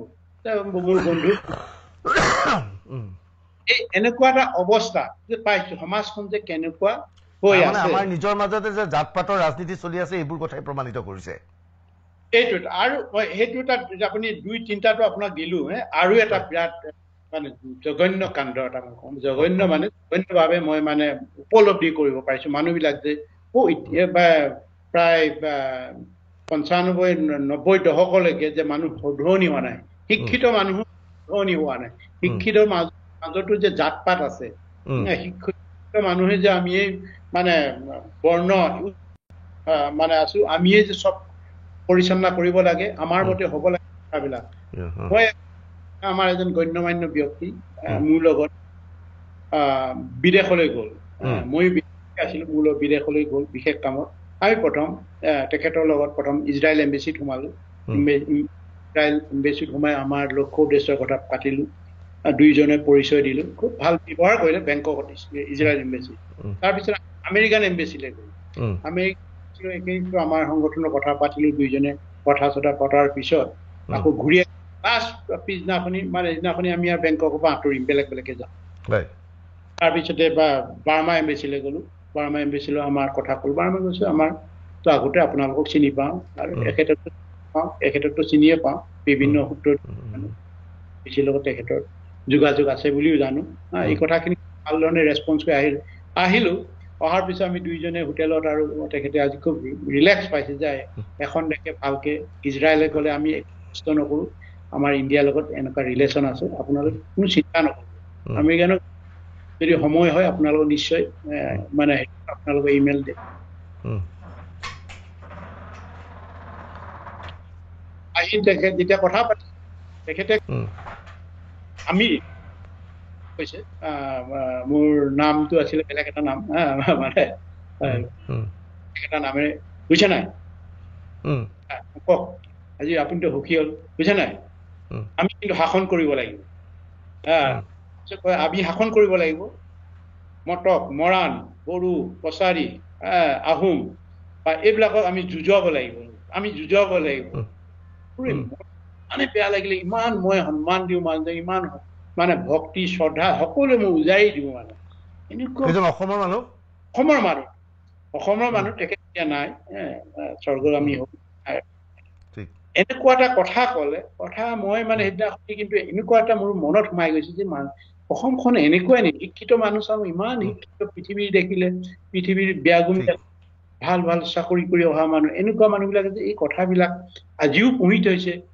উচ্চ নিশ্চয় তেতিয়া কিন্তু মোৰ মনত বৰ বেয়া ধৰণে ষ্ট্ৰাইক কৰিলে কিন্তু দেই এই আমাৰ সমাজ এতিয়া পৰিৱৰ্তন হ'ব আহি মই এতিয়া আপুনি ক'ব আমাৰ জীয়াই আছে এই কথাটো আহি মই প্ৰথম কৈছো আমাৰ চেতিয়া মাহক কৈছো মানুহ এনেকুৱা কৰে কিয় এনেকুৱা ধৰণৰ কথাবিলাক কয় কিয় এনেকুৱা ধৰণৰ কথা সমাজখনটো এনেকুৱা হৈ গ'ল মানুহবিলাকৰ চিন্তা চৰ্চা জাত পাত তেতিয়া কিন্তু মোৰ এই যে জাত পাতটো মোৰ যে এইবিলাক খুব মোৰ ঘৃণা এটা যাব এতিয়াও মই সেইটোত মই বিশ্বাস নকৰোঁ জাত পাতত যে সেইটো মই কৰা নাই নিশ্চয় কোনো এক বিশ্বাস কৰিব নালাগে কিন্তু বৰুৱা ডাঙৰীয়া মই মোৰ সময় বহুত বেছি নাই মই শেষত আৰু কিছু প্ৰশ্ন কৰিম যে বাংলাদেশৰ শেহতীয়া ৰাজনৈতিক পৰিৱৰ্তন হোৱাৰ পিছত আপোনালোকৰ স্থিতি কি হ'ব আপোনালোক যথেষ্ট উৎসাহী হৈ পৰিছে নেকি আমি ইয়াক উৎসাহিত কৰোঁ আমি আগেই কৈছোঁতো আমি ইম্পালচিভ নেচাৰ নহয় আমি প্ৰেক্টিকেলি আৰু মানে সকলো বস্তু আমাৰ বিষয়বিলাক যিটো আমাৰ নীতি আদৰ্শ লক্ষ্য উদ্দেশ্য এটা বিশেষ আমাৰ পলিটিকেল ফিলচফি আছে আৰু ইয়াৰ ওপৰত ভিত্তি কৰি আমি সকলো ইম্পেৰিকেলি আমি ইয়াক বিশ্লেষণ কৰোঁ কি কৰিম কি নকৰিম সময় ক'ত কেনেকৈ মানে সৎ ব্যৱহাৰ কৰিম আমাৰ কিন্তু সদায় 24 hours মানে এইটো অন হৈ থাকে আমাৰ মন মগজত আমি এনেই বাংলাদেশ কিবা এটা হৈছে পৰিৱৰ্তন কেনেকুৱা হ'ব সেইটো সময় ক'ব সময়ত আমাৰ বা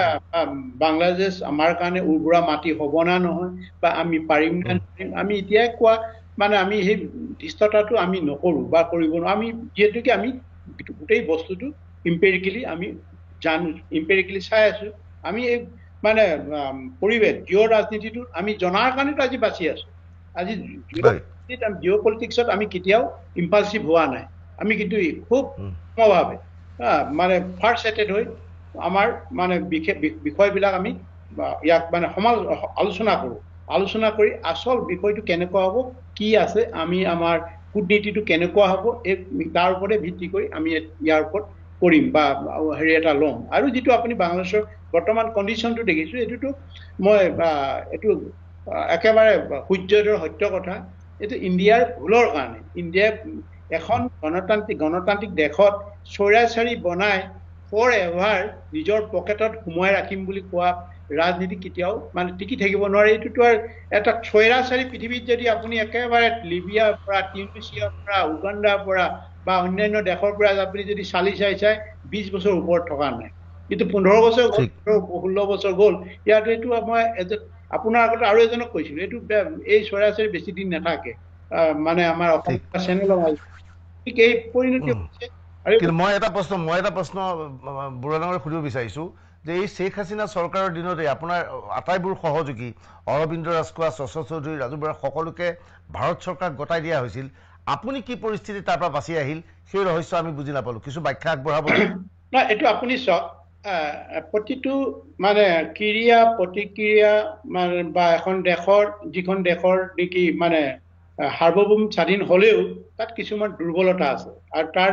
দুৰ্বলতা কিছুমান আছে তাত পক্ষ বিপক্ষ থাকে ইহঁতৰ ৰাজনীতিটো বাংলাদেশৰ ৰাজনীতিটো মানে কাৰ ফৰেন পলিচি ডিপেণ্ড কৰে মানে এইটো কোন পক্ষত কাৰ লবি ইয়াতে পাকিস্তান লবি আছে আমেৰিকান লবি আছে ইণ্ডিয়া লবি আছে চাইনা লবি আছে চাৰিটা লবি ইয়াত কাম কৰে চাৰিটা লবি এই চাৰিটা লবি পাৱাৰত আহিলে আমাৰ কাৰণে সুবিধা হয় বা আমি তাত মানে এটা আমাৰ ডিপ্ল'মেচিটো সঠিকভাৱে প্ৰয়োগ কৰিব পাৰোঁ এইবিলাক আমি চাব লাগিব আৰু এইবিলাক আৰু কিছু ক্ষেত্ৰত আৰু আমাৰ নিজৰ দুৰ্বলতাও থাকে দুৰ্বলতা থাকিব পাৰে আৰু যিটো বাংলাদেশৰ যিটো পৰিস্থিতি মানে ঘটনাবিলাক হ'ল ইয়াত প্ৰথম দুৰ্বলতাটো হৈছে আমাৰ থকাৰ কাৰণে হৈছে আমাৰ লিডাৰবিলাক এডামেণ্ট হোৱা নাছিলে আৰু যিটো হাছিনাৰ বিষয়ে হাছিনাৰ সময়ত যিটো ঘটনা হৈছিলে এই ঘটনাটো এইটো গোটেই বিষয়টো অন্য ফালে লৈ গ'ল আৰু হাছিনাক কনভিন্স কৰিবলৈ মানে প্ৰথম হাছিনাক কনভিন্স হোৱা নাছিলে প্ৰথম 96তো পাৰিলে 96ত হাছিনাই মানে আমাক তেনেকুৱা ধৰণৰ 96ৰ পৰা আপুনি ধৰি 96ৰ পৰা হেৰিলৈকে একলৈকে 2001লৈকে হাছিনাও আছিলে। হাছিনা মাত্ৰ এটা ক্ষতি কৰিছিলে, হাছিনা আমাৰ চেতিয়ামুখক মানে হেৰি কৰিছিলে, কি কয় জেনেৰেল পক্ষে, আৰু তাৰ পক্ষে হোৱা কাৰণো বহুত আছে, তেখেতটো বাহিৰতে আছিলে। যদি নহা বা অন্যান্য কাৰণ তেখেতৰ এটা অতি আত্মবিশ্বাসী হৈছিলে যে, বা অতি আত্মবিশ্বাসী হোৱাৰ কাৰণে সেইটো এটা তেখেত আপুনি আপোনাক আটক কৰিব নোৱাৰে সেই সময়ত আপুনি আগতীয়াকৈ খবৰ পাইছিল নেকি যে আপোনাক গ্ৰেপ্তাৰ কৰিব পাৰে? এটা হেৰি এটা আপুনি তাতে এটা কাহিনী আছে, কাহিনী আছে। এই কাহিনীবিলাক যেতিয়া আমাৰ কিছুমান যেতিয়া আলোচনা চলি আছিলে, আলোচনা চলি থাকোঁতে হঠাৎ এটা ঘটনা, মানে প্ৰথম হ'ল যেতিয়া আমাৰ PCG গঠন কৰিছিলোঁ। PCG প্ৰথম অৱস্থাত খুব সুন্দৰকৈ হৈছিলে যে PCG যে ইয়াত হয়তো ভাৰত চৰকাৰে সাৰ্বভৌম স্বাধীন অসমৰ ওপৰত আলোচনা কৰাৰ এটা পটভূমি সৃষ্টি হৈছিলে। সেই সৃষ্টিটো হঠাৎ উইদিন 1 মান্থ এইটোত ইণ্ডিয়ান চোৰাংচোৱা বিভাগ কেইটাই লগ লাগি ইয়াক ডিফাং কৰি পেলালে যে সংযুক্ত মুক্তি বাহিনী অসমৰ লগত যদি সাৰ্বভৌম স্বাধীন অসমৰ ওপৰত কথা পাতিব লগা হয়, তেতিয়াহ'লে কিন্তু কাশ্মীৰকে আদি কৰি নাগালেণ্ড, মণিপুৰ যোনে মানে স্বাধীনতা বিচাৰিছে সকলোৱে বিচাৰিব, তেতিয়া আমি এটা বেলেগ এটা পজিশ্যনত আমি আহিব লাগিব, আৰু সেইটো কিন্তু আমাৰ ভয়ংকৰ এটা ৰূপ ল'ব বুলি মানে ক'বলৈ বিচাৰিলে। তাৰ লগতে প্ৰথমেতো কৈছিল আমি সাৰ্বভৌম স্বাধীন অসমৰ ওপৰত কথা পাতিম বুলি মনমোহন সিং ডাঙৰীয়াই সেই সময়ৰ প্ৰধানমন্ত্ৰীয়ে একচেপ্ট কৰি লৈছিলে। পৰৱৰ্তী ঘটনাটো হ'ল তাৰপিছতে আমাৰ যি 8জন সদস্যক হত্যা কৰিলে মেঘালয় বৰ্ডাৰত, সেই তাৰ পৰৱৰ্তী আকৌ নতুনকৈ এটা সিহঁতে দিছিলে, নতুনকৈ এটা প্ৰপ'জেল দিছিলে যে মানে all issues including core issue plus Paresh Assam বা পৰেশ বৰুৱা আহিব না নাহে, আৰু পৰেশ আহিলেহে আমি আলোচনাত বহিম। ইয়াৰ কাৰণে ইয়াত এটা যে টেকনিকেল ইছ্যু এটা সোমোৱাই দিছে, টেকনিকেলি সেইটো এডভান্টেজ ল'ব বিচাৰিছে। সেই কথাটো বিশেষকৈ বাকীসকলৰ দৃষ্টিগোচৰ বা সিহঁতে এইটো গভীৰভাৱে অনুধাৱন কৰিছিলে নাই নাজানো, মই কিন্তু অনুধাৱন কৰিছিলোঁ। মই কৈছোঁ এইটো কেতিয়াও হ'ব নোৱাৰে বা এইটো মই মানি ল'ব। আমি ডিফাং হৈ গৈ আমাৰ কিছুমান মাছত থকা কিছুমান আমাৰ নেতা বা অন্যান্য বুদ্ধিজীৱী হওক, গণ্যমান্য ব্যক্তি হওক, আমাৰ মামণি বাইদেউ নতুন এটা পদক্ষেপ ল'ব, গোপনে এইটো পদক্ষেপ ল'বৰ কাৰণে অনুৰোধ কৰিলে। সেই অনুৰোধত মানে এইটো খগেন শৰ্মা জড়িত আছিলে, আমাৰ আৰু কিছুমান ব্যক্তি এতিয়া নাম নকওঁ, আমাৰ ৰাজনীতিৰ নেতাও জড়িত আছিলে। এই গোটেইটো কৈ আমাৰ গোপনে কৰি আমাৰ অৰবিন্দ ৰাজখোৱাদেৱক কনভিন্স কৰালে। আমিও নাজানো, সেইটো আমিও জনা নাছিলো। আপোনাৰ অজ্ঞাতে হৈছিল, অজ্ঞাতে সেইটো যেতিয়া PCGৰ পদক্ষেপটো স্থবিৰ হৈ গ'ল, তেতিয়া তেখেতক কনভিন্স কৰাই মোৰ অজ্ঞাতে এই কামটো কৰিছিল। কৰোঁতে এখন চিঠি এখন আহিলে হেৰিয়ৰ পৰা MK নাৰায়ণে এটা টোকা এটা লিখি দিছে। সেই টোকাটোত আছিলে যে অৰবিন্দ মিষ্টাৰ ৰাজখোৱা, আপুনি এইটো আপোনাৰ চিঠিখন ভুল, পলিটিকেল এপ্ৰ'চ কৰোঁতে এই শব্দ ব্যৱহাৰ কৰিব নালাগে, এনেকুৱা কৰিব নালাগে। তলত ৰঙা চিহি আণ্ডাৰলাইন কৰি পঠাই দিলে। আণ্ডাৰলাইন পঠোৱাৰ পিছত সেই চিঠিখন বাউন্স বেক কৰি পঠাইছিলে আমাৰ কি কয় মানে হেৰি অৰবিন্দ ৰাজখোৱা ডাঙৰীয়ালৈ পঠাইছিলে। সেই চিঠিখন এটা কপি মোৰ ওচৰলৈ আহি গ'ল বাই মিষ্টেক। এইটো ভুল কৰিলে আমাৰ মামণি বাইদেৱে ভুল কৰিলে, বা ভুল কৰাৰ কাৰণে মামণি বাইদেউ যলৈ পঠাইছিলে কবালৈ পঠাব বুলি কবালৈ পঠাই দিলে। আহি মই তেতিয়া সুধিলো যে আপুনি এই যে ক'লে আপুনি কাক সুধিলে, কেনেকে সুধিলে? মই অৰবিন্দ ৰাজখোৱা ডাঙৰীয়াক সুধিলো। আপোনাৰ ঘৰলৈ মাতিছিল? আমি তেতিয়া ঢাকাতে আছিলো, একেলগতে আছিলো। বেলেগ হ'লেও মোৰ দুপৰীয়া তেখেত আমাৰ তালৈ আহিছিলে, ভাত পানী খালো একেলগতে। কাৰণ ভাত খোৱাৰ আগতে মই কথাটো এইকাৰণে উলিয়াই নাছিলো, ভাত খোৱাটো নহ'ব। তেখেতে এটা ভাত খোৱা সময়ত আহিছে, ভাত খুৱাই আপ্যায়ন কৰি মেলি কথাটো ওলালো তেখেতক ক'লো যে আপুনি মই কৈছো 91ৰ দৰে আপুনি উকা কাগজত চিঠি লিখিছিলে যেন পাইছো। মোক কৈছে কি মই কি উকা কাগজত লিখিছিলো বা কি ভুল কৰিলো এতিয়া কি ভুল কৰি আপুনি এবাৰ চিন্তা কৰি চাওক আপুনি চিন্তা কৰি চাওক কি ভুল কৰিলে তেতিয়া আপুনি গম পাব মই আৰু আপোনাক মানে বিশেষ কোৱাৰ প্ৰয়োজন নাই আপুনি যদি এভাৱে কৰে আপুনি যদি আকৌ যাবলৈ বিচাৰে যাবকে যিমান লৈ যায় লৈ যাব আপুনি যদি কৰে মই আপোনাৰ দৰে এই মানে লুকাই চুৰ কৰি বা এনেকুৱা তথাকথিত আলোচনালৈ মই যোৱাৰ পক্ষপাতি নহয় তেতিয়া মই কথাখিনি কলো চাওক আমাৰ সংগঠনৰ যিটো মানদণ্ড সেইটোকো যে আপুনি মানে একেবাৰে নিষেধ কৰি পেলালে মানদণ্ডটো আমাৰ যেন ইয়াত কোনো ইংলিছ লিখিব পৰা ক'ব পৰা যেন ব্যক্তি নাই তেনেকুৱা কৰি পেলালে আপুনি অকলে চিঠি দিব নোৱাৰে আমাৰ এক্সিকিউটিভ আছে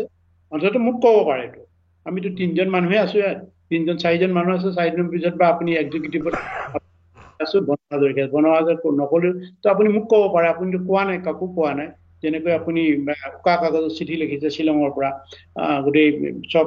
চব ফিল আপ কৰি ল'লে তেনে আপুনি কৰি লিখিলে আপুনি কি কৰিলো চিঠিখন আপুনি এখন চিঠি ভুল কৰিলে এখন আণ্ডাৰলাইন লিখিছে ইয়াত গ্ৰামাৰ মিষ্টেক আৰু ৱৰ্ড মিষ্টেক ক'লে যে নহয় বোলে মই খৰখেদাকে আপুনি কিয় লিখিলে এইটোতো অনৈতিক কাম কৰিছে অসাংবিধানিক কাম কৰিছে আমি কিয় লিখিলে এইটো তাৰপিছত ক'লে বোলে মানুহে লিখিছিলে মানুহে মানে তেখেতৰ যিয়ে তেখেতৰ ছোৱালী মানুহে লিখিলে বুলি ক'লে মানুহে লিখিলে বুলি কোৱাৰ কাৰণে মোৰ মানে মানুহ কি তাই ক্লাছ 6-7ত হোৱা ছোৱালীজনী ইমান ডিপ্লমেটিকলি এখন ক'লে লাইফ এণ্ড ডেথ কণ্ডিশ্যনৰ কথা আছে এটা জাতি মৰাৰ জীয়া মৰা কথা আছে আপুনি কিয় এইটো কামটো কৰিলে তাৰপিছত ক'লো আপুনি আজিৰ পৰা যি কয় কৰি থাকিব আৰু মই আৰু আপোনাৰ ইয়াত নাই আপুনি কি কৰে মই যি কয় কৰি থাকক মই আপোনাৰ এইবিলাকত লুকাই চুৰি কামবিলাকত এইটো কৰিব নোৱাৰো তাৰপিছত লাহে লাহে হেৰিটো মানে কি কয় মানে ঢাকাৰ পৰিস্থিতিটো হেৰি হৈ গ'ল দ্বিতীয়বাৰ যেতিয়া আকৌ আওয়ামী লীগ আহিলে 2008ত সেই সময়তে আলোচনাৰ চলি আছে এইটো আলোচনা প্ৰক্ৰিয়াটো সেই 2008তে হ'ল 8তে হৈ যেতিয়া অলপ ইলেকশ্যনৰ হেৰি আহি আছে বাতাবৰণ আৰু গোটেই তেতিয়াতো আৰ্মি ৰুল চলি আছে সেই সময়তে আমাৰ চেতিয়া মহাশয় জেলৰ পৰা এখন চিঠি দিলে মই পিছতহে চাইছো মোলৈ দিয়া নাই তেখেতলৈ দিছিলে জেললৈ চিঠি দিছিলে চিঠিখনটো মই কণ্টেণ্টটো চাই যিটো পঢ়িলো গোটেই সাৰমৰ্মটো বুজি পালো তেখেতে কৈছে যে হাছিনাৰ দ্বাৰা হাছিনাক যদি অলপ প্ৰলোভিত কৰিব পৰা যায় যে নবেল উইনাৰ কৰিব পৰা এটা পদক্ষেপ আছে আমাৰ আলফা যদি ইছ্যুটো মানে ইয়াকে শান্তিপূৰ্ণভাৱে সমাধান হয় তেতিয়াহ'লে হাছিনাই নোবেল প্ৰাইজ নিশ্চয় পাব এই কথাটো অৰবিন্দ ৰাজখোৱালে লিখিলে এইটো আপুনি এটা উদ্যোগ লওক তেতিয়া মোক পিছত তেখেতে চিঠিখন দেখাইছে মোক এইটো কৰা মানে ডিঙিত কাঁইটডাল লগাই লোৱা হ'ব এইটো আলোচনা এবাৰে যদি হেৰি কৰা আলোচনাটো এটি সাৰ্বভৌম স্বাধীন অসমত নাপাতো মই এইখিনিতে বৰুৱা ডাঙৰ এটা সুধিব বিচাৰিছো অৰবিন্দ ৰাজখোৱা বা এওঁলোকক যেতিয়া আচলতে গ্ৰেপ্তাৰ কৰিছিল নে এওঁলোকে স্বইচ্ছাৰে চাৰেণ্ডাৰ কৰি দিছিল বা 100 বাৰ কম 1000 পৰা কম স্বইচ্ছাই এইটো এৰেঞ্জ চাৰেণ্ডাৰ মোৰ যেতিয়া মোৰ সন্তানেও যেতিয়া আছিলে মোৰ সন্তানৰ মুখদিয়ে গম পাই তাৰ আগতে গম পাইছো আৰু এতিয়া এই ঘটনাটো ঘটাৰ আগতে আমাৰ এজন গণ্যমান্য ব্যক্তি তাতে ইহঁতৰ লগত কথা পাতি আছিল জিয়া পাকত কথা পাতি আছিল আগদিনাখনি কি হ'ব পৰিকল্পনাটো কেনেকে হ'ব সেই কথা পাতি মানুহজন অসমলৈ ঘূৰি আহিছিল অসমলৈ ঘূৰি আহি মোৰ ফোন কৰি কৈছে যে মোক হেৰিয়ে পঠাইছে কি কয় খগেন শৰ্মা পঠাইছে নাহিলে মোৰ বিপদ হ'ব তুমি ভুল নুবুজিবা হয়তো এইটো মই কিয় বুজিম এইটো আপোনাক দায়িত্ব দিছে আহক আপুনি ইহঁতিতো যাবই বুলি মই জানোৱেই কামবিলাক কৰি আছে তাৰপিছতে খগেন শৰ্মাই নিজেও লগ কৰি গৈছে সেইখিনি হেৰিয়ত কি কয় ঢাকাত বা আমাৰ আৰু এটা প্ৰশ্ন এই যে সমগ্ৰ আলোচনা প্ৰক্ৰিয়াটোত ৰাজ্যখনৰ এজন বিশিষ্ট বুদ্ধিজীৱীক চেণ্ট্ৰেল গভৰ্ণমেণ্টৰ পৰা 20 লাখ টকা দিছিল বুলি অভিযোগ এটা উত্থাপন হৈছিল এই কথাটো কিমান সত্য আংশিক সত্য ক'ৰ পৰা কোন চ'ৰ্চৰ পৰা আনিছে যিটো আংশিক নহয় এইটো সম্পূৰ্ণ সত্য কথা কোন চ'ৰ্চৰ পৰা ক'ব নাযাওঁ কোন চ'ৰ্চৰ পৰা আহিছে আৰু তাৰ কাৰণে এটা হেৰিও হৈছিলে তেখেতলোকৰ এজনটো অৰুণ গোস্বামী ডাঙৰীয়া তেখেতটো ঢুকালে আৰু এজন আছিলে কি বৰুৱা মই নাজানো তেখেতৰ সংঘাত হৈছিলে মই সুধিছিলো আপোনালোকে কিয় কৰিলে মানুহজন অপদস্থ কিয় কৰিছে নাই কমিটিখন বনাইছিলে যে এইটো বা কি কয় জাতীয় অভিৱৰ্তনৰ যিটো পদক্ষেপ লৈছিলে সেইটোতো এখন কমিটি বনোৱা হৈছিলে ফাইনেন্সটো ক'ৰ পৰা আহিছিলে কেনেকৈ আহিছিলে এইটো আমি হিচাপহে বিচাৰিছিলোঁ আৰু চাওঁতে মোক ক'লে বোলে আমাক ক'লে যে মোকে দিছে ৰাজ্য এজন বিশিষ্ট বামপন্থী বুদ্ধিজীৱী কাহিনী সেইটো মই নাজানো বাৰু মোকে এতিয়া মই শেষত সুধিছোঁ পৰেশ বৰাৰ শেষত সুধিছোঁ হিমন্ত বিশ্ব শৰ্মাই বাৰে বাৰে আপোনাক আলোচনাৰ মেজলৈ আহিবলৈ আহ্বান জনাইছে আপুনি কি ক'ব নহয় অসমৰ মানুহে জনা তেখেতে কৈছেতো সেইদিনা কৈছে মোৰ যে আলফাৰ বিষয়টো গভৰ্ণমেণ্ট অফ ইণ্ডিয়া বা কলনিয়েল গভৰ্ণমেণ্ট গভৰ্ণমেণ্ট অফ ইণ্ডিয়াৰ হাতত আছে মোৰ হাতত আৰু তেখেতৰ আলোচনা হ'ব যে গভৰ্ণমেণ্ট অফ ইণ্ডিয়াৰ লগত কলনিয়েল গভৰ্ণমেণ্ট লগত আলোচনা হ'ব তেখেতে কলনিয়েল বুলি কোৱা নাই গভৰ্ণমেণ্ট অফ ইণ্ডিয়াৰ লগত হ'ব বুলি কৈছে আৰু সেইকাৰণে মোৰ কৰণীয়টো মইতো মাতি আছো বুলি কৈছে আৰু মোৰ মাতি আছো আমি সেইকাৰণে তেখেতক বাট কটীয়া বুলি কৈছিলোঁ কেটলিষ্ট বুলি আৰু কেটলিষ্টৰ যিটো দায়িত্ব এতিয়া হয়তো আমি ভগৰা নাই তেখেতে পাৰিব বুলিয়ে ভাবিছোঁ তেখেতে এতিয়া কেনেকৈ কি কৰে আমিতো কৈছোঁ যে সাৰ্বভৌম স্বাধীন অসমৰ ওপৰত যে আলোচনা হোৱাটো আমি বিচাৰোঁ এইটো এটা আৰু এটা আপুনি কথা এটা জানে আমি তেখেতৰ চেনেলৰ স্বত্বাধিকাৰী বা তেখেতৰ সহধৰ্মণিৰ স্বত্বাধিকাৰী যিটো চেনেল আছিলে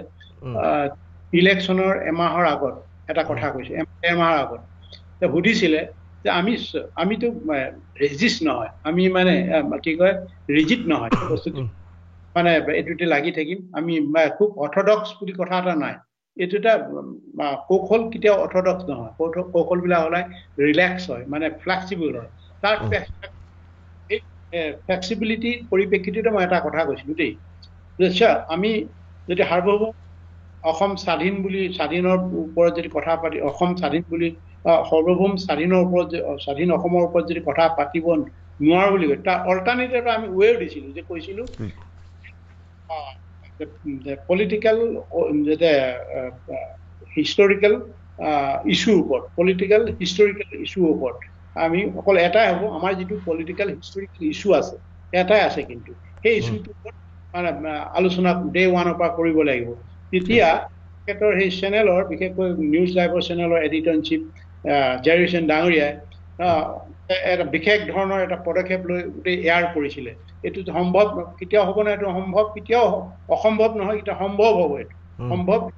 100% হ'ব বুলি কৈছিলে হোৱাৰ পিছত আপুনি সেইটো হোৱাৰ পিছত আপুনি এটা দেখিলে নাই নাজানো যেতিয়া হেৰি আহিলে কি কয় অমিত শ্বাহ আহিছিলে এপ্ৰিল মাহত দেই 12 তাৰিখ নাকি তাতে এখন বিশাল মানে ইলেকশ্যন ৰিলেটেড কেম্পেইন সভা হৈছিলে তাতে সভাতে একেবাৰে টেটু ফালি চিঞৰিছে মানে গোটেই উত্তৰ পূৰ্বাঞ্চল বা অসমৰ পৰা উগ্ৰবাদ সন্ত্ৰাসবাদ নিৰ্মূল কৰা হ'ব 2024 কিন্তু এটা শব্দই কোৱা নাই এটা শব্দ আজি ইমানবিলাক ইলেকশ্যন পাৰ হৈ গ'ল এটা সদিচ্ছা দেখুওৱা নাই এবাৰো ভাৰতৰ প্ৰধানমন্ত্ৰী কলনিয়েল